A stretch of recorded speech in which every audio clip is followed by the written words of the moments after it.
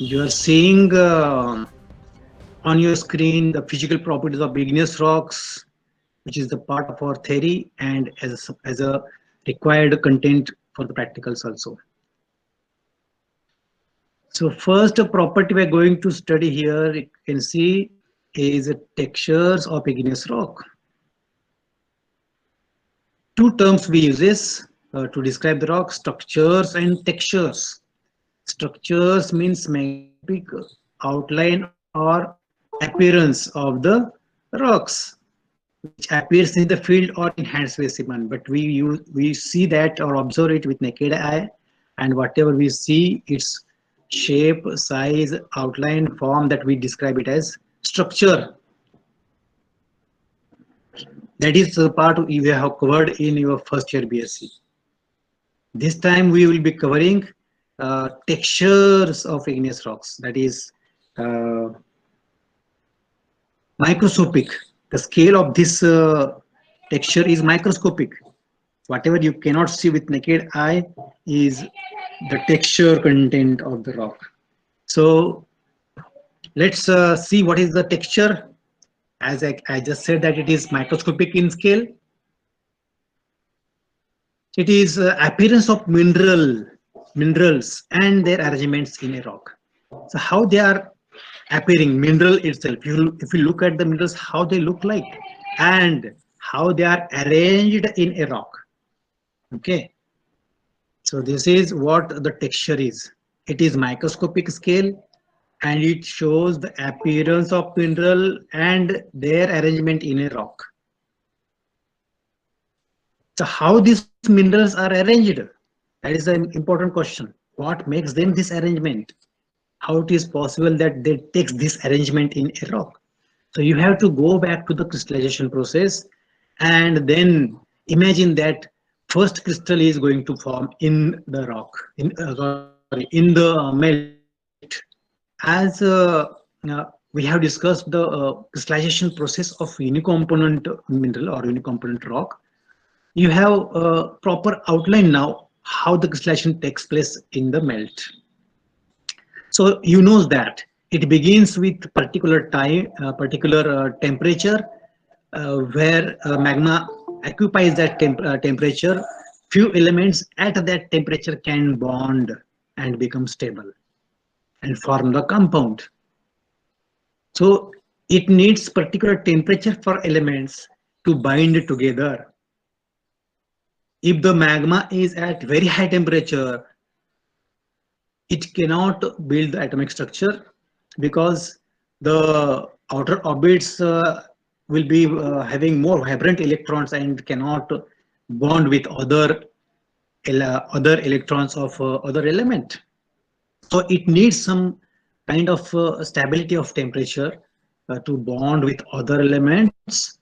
So they waits there for the proper temperature, and as that temperature attains, at that particular temperature, it bonds, one element bonds with other and gains the stability in that environment. So this is what the process you have understood. So first mineral is formed means what?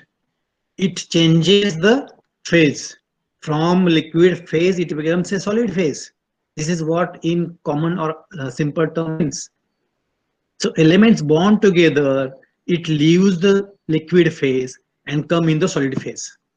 That means it starts appearing in the melt as a solid. So while this appearance, it will take some space, occupy some space in the melt. So when those two elements bond together, it occupies the space where it is bonding. So we can say that the new mineral has born in the melt, which is solid now. And surrounding to that solid mineral is all remaining melt,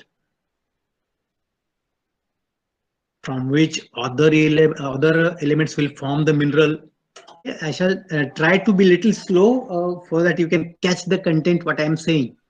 But we have to cover a lot many things, So you have to be very focused to the speed also and try to catch the content, understand the content what I am saying. So I was telling you that The point was, what is the space, how the space is occupied by the mineral, and why we are worried about the occupation of space of the mineral. Because by occupying space in the melt, it is going to form the texture. That's why we are thinking about how the mineral occupies the space.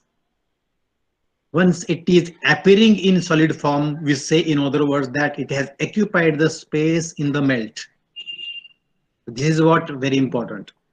So there is no problem for first crystal to occupy the space, because uh, space is amply available for it. The first mineral will occupy its space where this happens. So there is lot of place in the melt. Where can one mineral occupy space? Exactly where? So answer to this question is, mineral needs elements to form it. Mineral needs elements to form its atomic structure.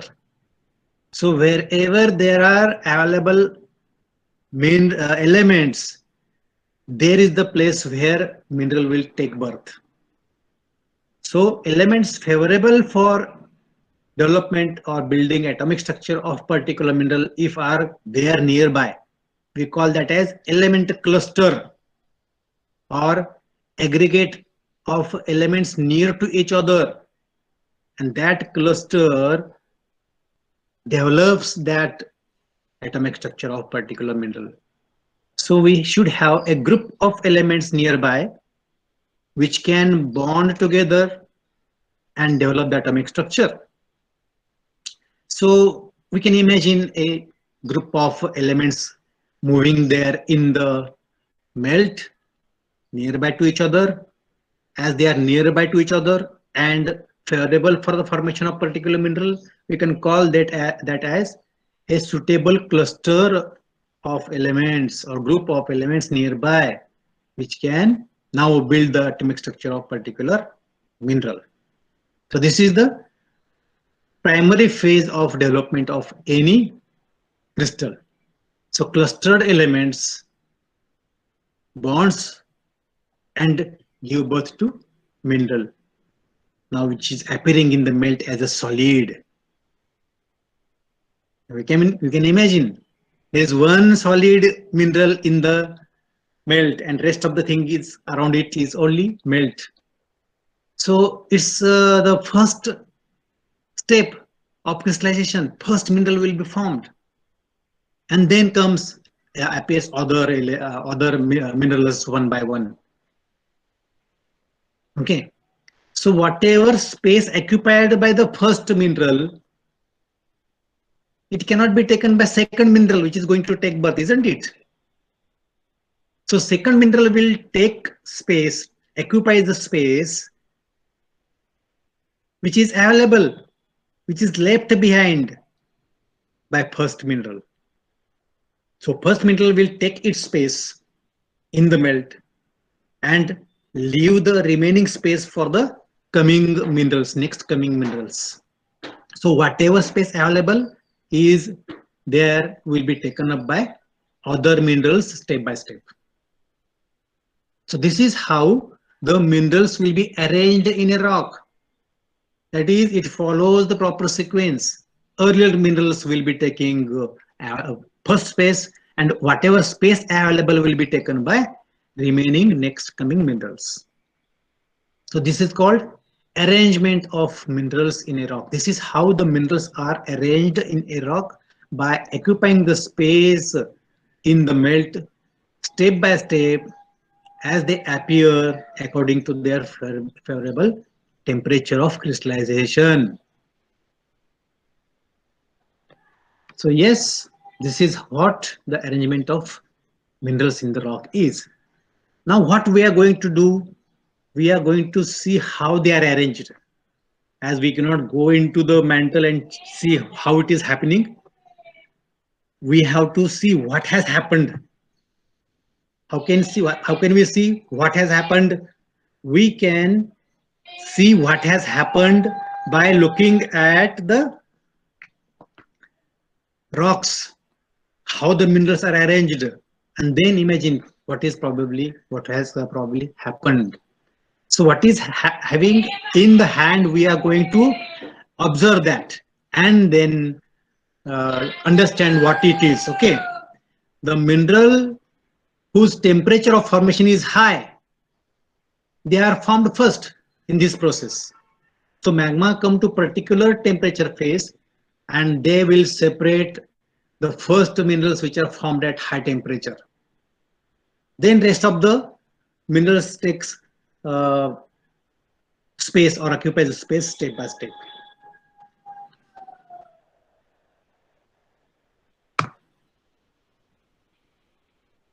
So as I said that the crystallization process take step by step. It has proper sequence of formation.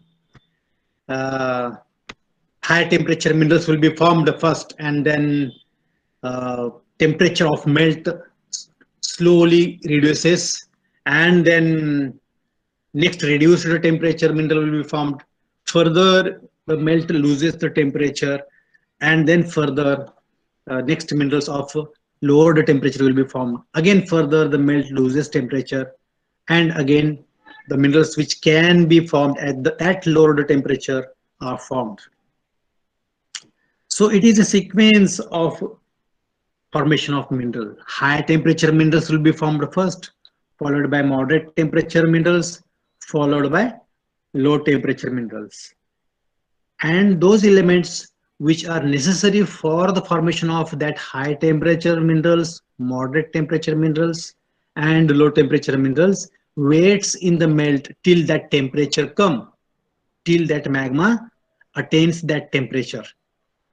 And as soon as that temperature arrives, those elements bond to give birth to particular mineral of that appropriate temperature. So this is what called as a sequential process of formation of minerals in a rock. Are we studying petrology? Yes, we are studying the rocks. But rock is nothing but the aggregate of minerals. That's why by understanding how minerals are formed, we understand how the rocks are formed.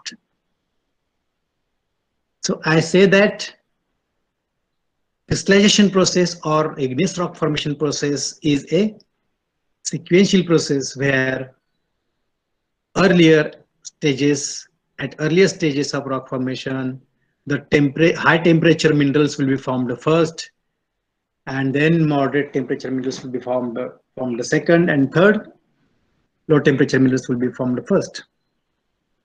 So how can we say that this is the fact? So the experimentation was carried out by a geologist whose name is Norman L. Bowen, Norman Levy Bowen, and Canadian. He was Canadian geologist working for one science institute. He was curious about what is happening in the magma at the time of formation of rock. And as there was limitation, we could not see actually what is exactly happening in the magma. By going there, we have to carry some experimentation in the laboratory to understand what is probably happening in there, in the mantle region. So he developed a special branch of geology which is called as experimental geology. So he was a pioneer or founder of experimental geology. This person, Norman L. Bowen, Canadian geologist. So he experimented with a few rocks in the laboratory. He heated a few samples of rock, remelted them in the laboratory, and controlled the pressure and temperature to observe what is happening there in the laboratory. So it is called as experimental geology, where the scientist Bowen experimented on the melt, created melt in the laboratory and observed the behavior of crystallization. And what he found? He found that crystallization takes place with a proper sequence of mineral formation, where few minerals are formed at high temperature, few minerals are formed at the reducing temperature step by step. So this was what his observation. So let's check whether this I have linked it is to the internet. If this opens, yes, it opens. It opens to the Wikipedia page, and you can see the photograph of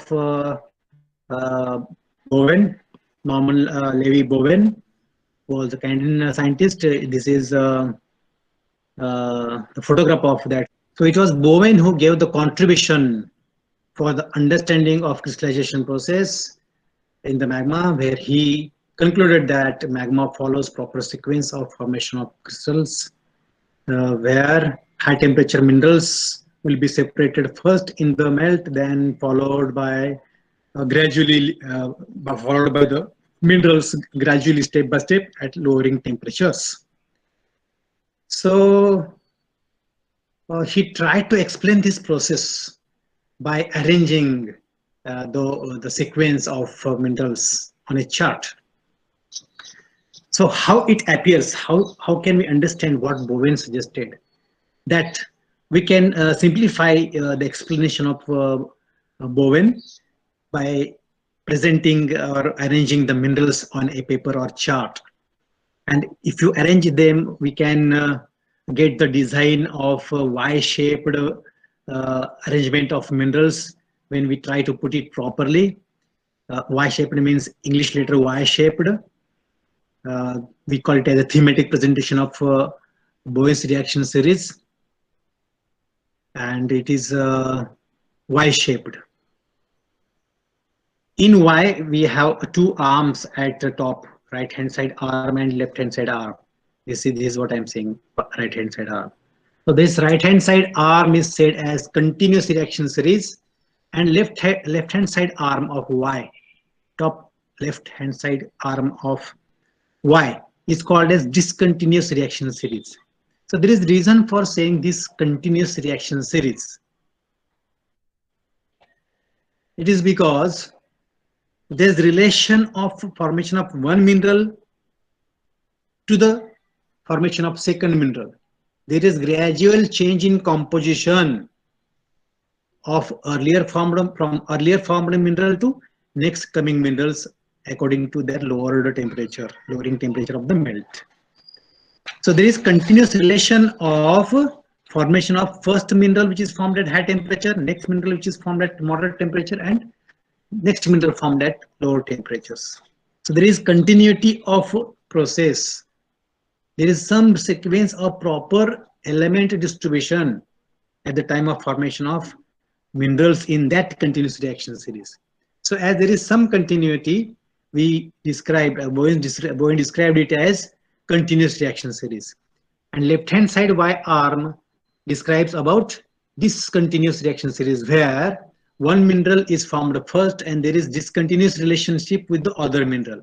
So other mineral and first mineral is not having any connectivity of composition either or process of formation. So we can say that those minerals are formed differently, are placed in the left hand side of the Y. It is called as discontinuous reaction series. This is what I am talking about, the schematic presentation or thematic presentation of what Bowen said. Bowen has suggested this pattern, that is Y-shaped pattern, to understand how the crystallization takes place in the melt.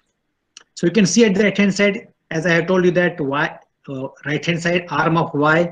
So this is how it appears. This is left hand side arm of Y.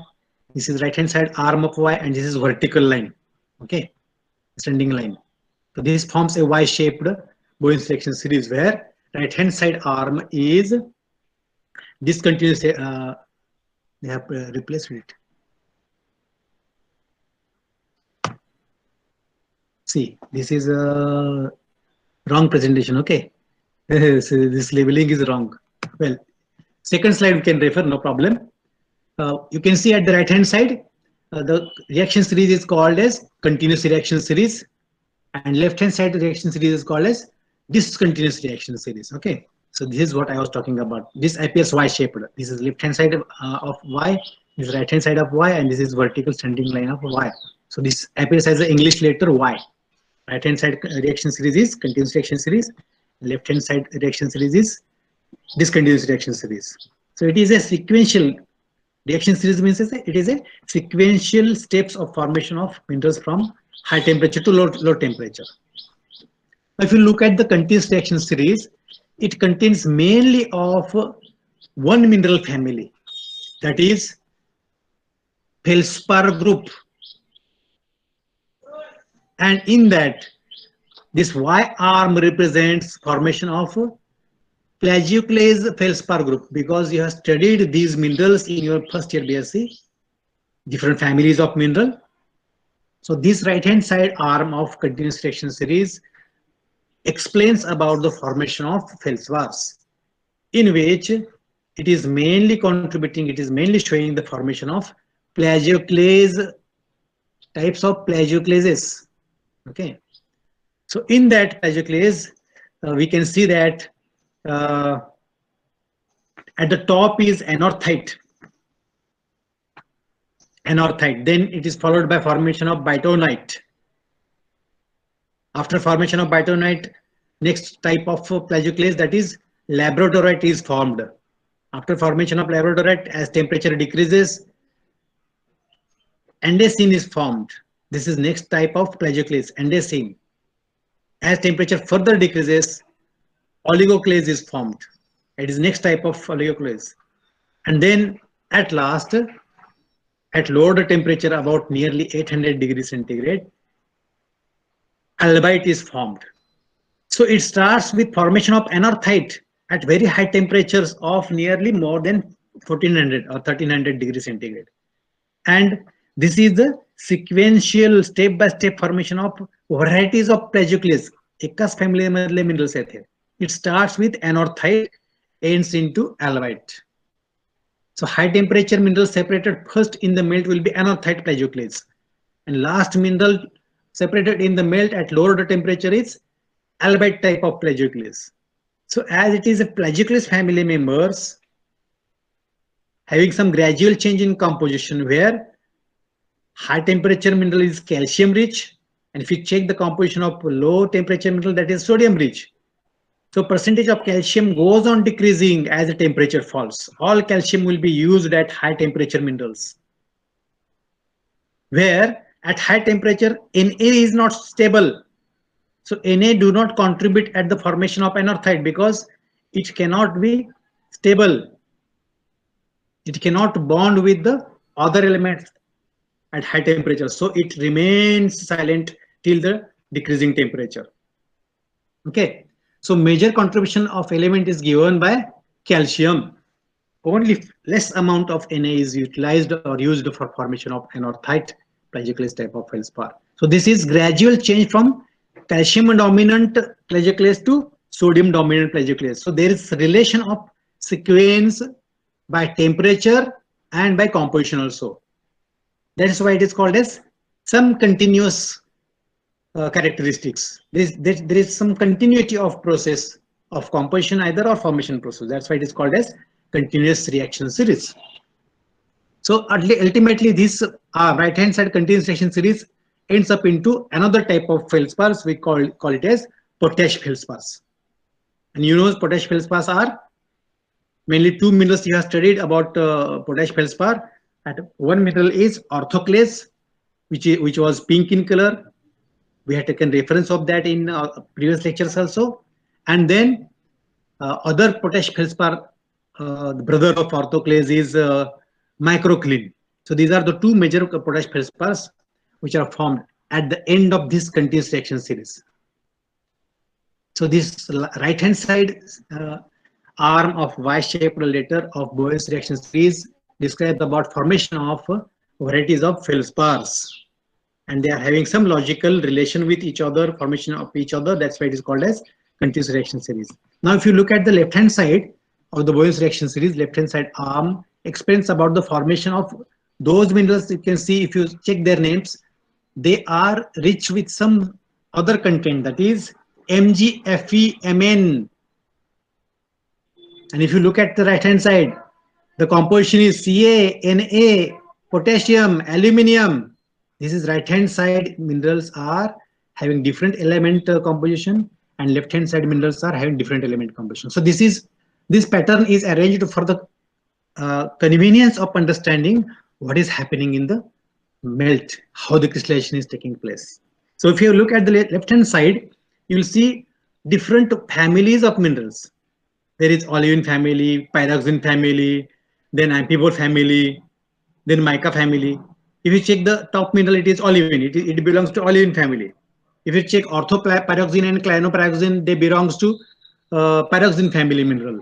If you check the hornblende, it belongs to amphibold group of minerals. If you check name of biotite, it belongs to mica group of mineral. So left hand side series is having different varieties of groups of minerals. That's why it is called as discontinuous reaction series.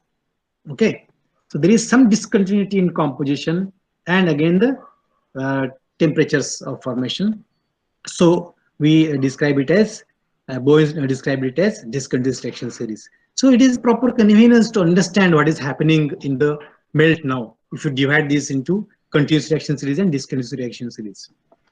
Well, right hand side and left hand side are meets at the point. They have shown that to form quartz as the mineral. So if the crystallization starts, it starts at higher temperature, that is 15 degrees centigrade or sometimes above that. So if you look horizontally, olivine when it is separated, next to that will be separated another type of feldspar.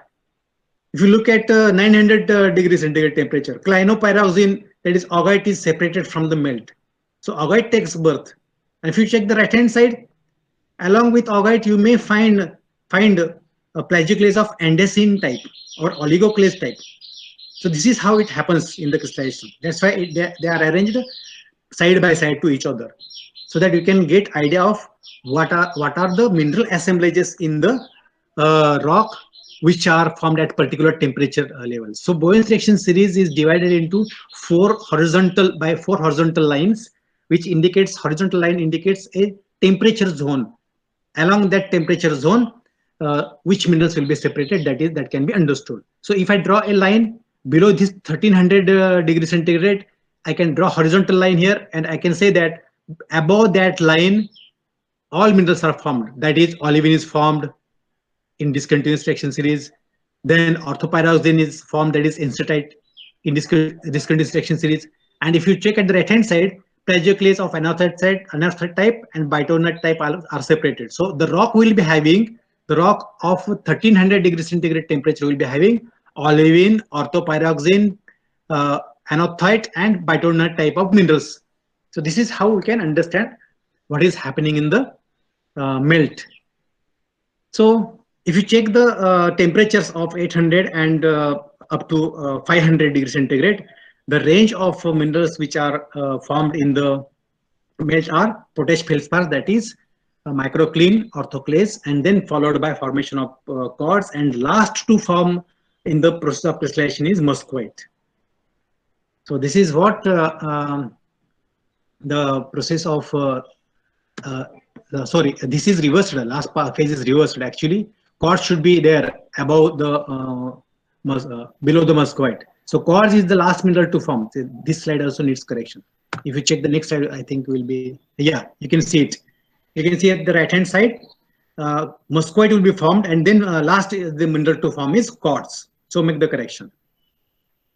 So this is source from internet that indicates that you should not believe whatever is available on the internet. You have to be very careful about checking that. So you see, again, the same thing is there mentioned here. This left hand slide, previous slide indicates about the temperature at what the other minerals will be separated. Let's say again use the same slide. What happens, when the crystallization begins, the first mineral to form in the crystal will be olivine, always. Okay. So high temperature mineral to separate. So first mineral is taking birth in melt. So rest of the minerals will be still in the form of element, floating here and there in the melt as elements. So other minerals are not born yet. So we can say that olivine will be most elder in the family, which are whatever other minerals will be born will be after the birth of olivine. So first mineral formed in the crystallization process will be olivine. This was observed by Bowen. And last mineral to form will be quartz. This was observed by Boyle. So yes, again, go back to this previous slide. You can see that orthopyroxenes, that is instantite, start appearing in the melt after following the olivine at 1300 degrees centigrade. That means there is 200 degrees centigrade gap. So the elements which are necessary to build instantite, that is orthopyroxene, waits for this temperature of 1300 degrees centigrade. So it waits for melt to cool by 200 degrees centigrade, where olivine is formed earlier at high temperature. The elements necessary to form instantite waits in the melt till the magma loses 200 degrees centigrade. And as soon as 1300 degrees centigrade is attained, the instantite starts building. This is how the distillation process begins. Now this slide is having some additional properties, as you can see at the left hand side. Rest of the things are same as as you have seen in earlier slides. That is, Boyle's reaction series is having two arms, right hand side arm and left hand side arm. Right hand side is called as continuous reaction series, left hand side is called as discontinuous reaction series. Right hand side is Plagioclase series, left hand side is having different variety of minerals. Both ends up into potash feldspar, followed by formation of musquite, and last to form is quartz. This is same. But if you look at the left hand side, it indicates something about the rocks which are there. So if you look at the Boyle's reaction series here, olivine, and then right hand side, if you look, it is having calcium plagioclase. This will be the composition of rock which is mentioned in the left hand side. That is basalt and gabbro. So gabbro will be showing composition of what? See here, they have bracketed olivine, pyroxene, calcium plagioclase, and then calcium plus little bit less Na mixed plagioclase. Okay, you can see here calcium to bitonite, it changes composition. So percentage of calcium goes on decreasing. When it reaches albite, calcium is almost zero. Okay, so calcium here at the upper end, that is anorthite variety end, is 100%, and then at the bitonite, some amount of sodium starts appearing and calcium percentage reduces. So this is what it will be the composition of gabbro: olivine, pyroxene, then anorthite and bitonite. This will be the two types of plagioclases present in it. So if you check the microscopic slide of gabbro and basalt, you will see these minerals: olivine, pyroxene, plagioclases. These two varieties of plagioclases in it. I'll be showing you after some time that those rocks. You remember at that time it shows this composition. Again, then further, if you go down, temperature decreases, amphibole starts appearing. If you see, next type of rock, dolerite, andesite and dolerite. So dolerite shows diorite. Diorite shows variety of minerals, that is ranging from pyroxene to biotite. So this will be the set of minerals. Pyroxene, mostly now instantite stops, augite starts appearing, because earlier in the earlier phase of crystallization after formation of olivine, you will get the instantite type of pyroxene, that is orthopyroxene, orthorhombic pyroxene. And next step will be formation of clinopyroxene, that is monoclinic pyroxene. So next mineral to form after instantite is augite. So in diorite and the major varieties of gabbros, you will find augite. Hello, sir. Yes. Sir, next lecture is sir. We'll end up with this. Rocks are going to end Korea. Gabbro will be having instantite and augite mixture. Diorite will be having all augites. It will not show any presence of instantite. So augite and amphibole means hornblende, and few crystals of biotite will be there. And right hand side you will be having another plagioclases which is having sodium as its composition. So few pyroxenes, amphibole, few biotite, and CaNa composition plagioclases will be the composition of diorite. This is how you can see minerals will be associated in the rocks. They have mentioned it on the left hand side. So if you check the granite, granite shows presence of potash feldspar, that is plagioclase, orthoclase, microcline, and muscoite and quartz. So this is the composition of granite. It shows orthoclase, microcline, muscoite, and quartz. So birth of rocks can be understood by mineralogy of the rocks can be understood by Bose reaction series also. So if you remember this process, it becomes easy to understand the sequence of formation of minerals, temperature of formation of minerals, and probable aggregates of minerals present in particular rock. Next part of the content we shall see it next time.